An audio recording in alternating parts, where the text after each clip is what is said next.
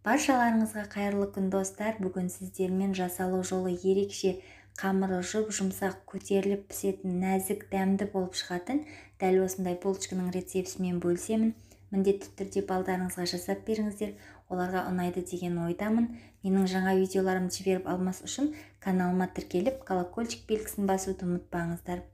Ең алдымен қамырын жасап аламыз. Ол үшін ыдысымызға 2 жұмыртқамызды саламыз. Оның үстіне шекерімізді салып, венчиктің көмегімен жақсылап араластырамыз.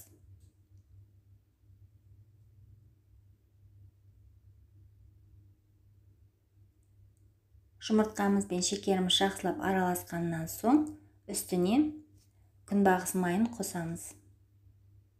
Тағы да жақсылап араластырамыз.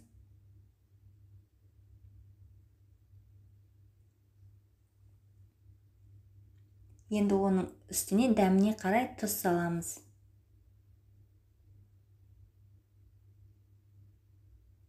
Жылы сүтімізді қосамыз.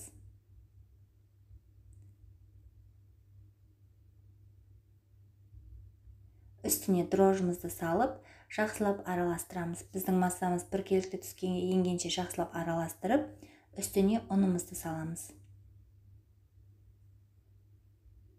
Қолымызбен жұмсақ қамыр илейміз. Біздің қамырымыз дайын болып қалды.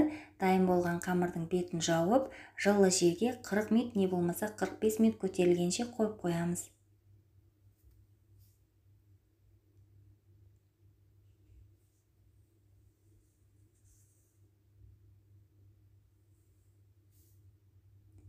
Достар, біздің қамырымыз көтеріліп қалды. Енді қамырымызды алып, бірнеше бөлікке бөлетін боламыз.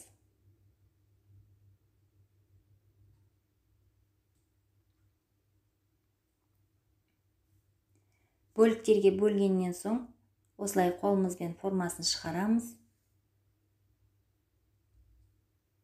Содан соң бетін жауып, тағы да 10 минутқа бөлме температурасына қойып қоямыз.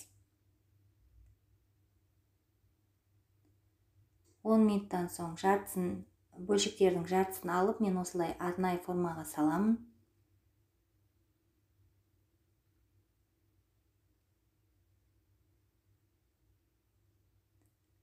Содан соң жаңағы қалған бөліктерінің барлығын бірдей қылып, осылай оқтаудың көмегімен жайып шығамыз. Ортасына бөлме температурасында тұрған маргаринді жағамыз, және де аз ғана шекер себеміз.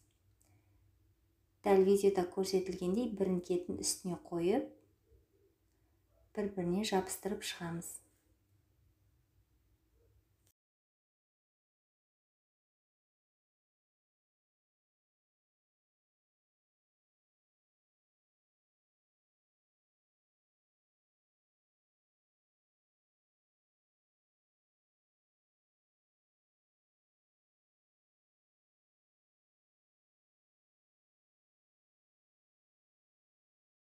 Барлық бөліктерімізді жайып болғаннан соң бетін тағы да жауып, 5 минутқа бөлме температурасына қоямыз. Содан соң дәл видеода көрсетілгендей барлығын кесіп шығамыз.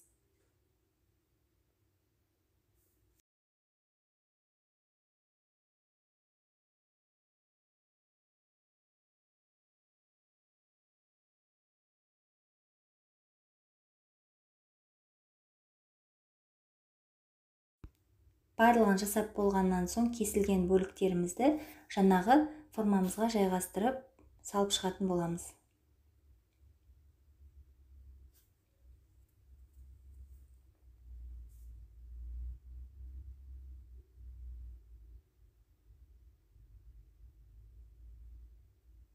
Барлық бөліктерді осылай жайғастырып шығамыз. Содан соң булочкамыздың үстіне жұмыртқаның сарыуызын жағамыз. Үстіне мақ қолдансаңыздар болады, не болмаса күнжіт сепсеңіздер болады. Ол өз қалауларыңызға байланысты әрине.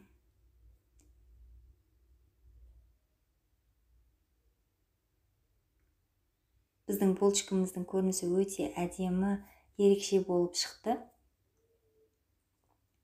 Алдын ала қызып тұрған печкіде 180 градуста 20-25 минутта пісіріп аламыз.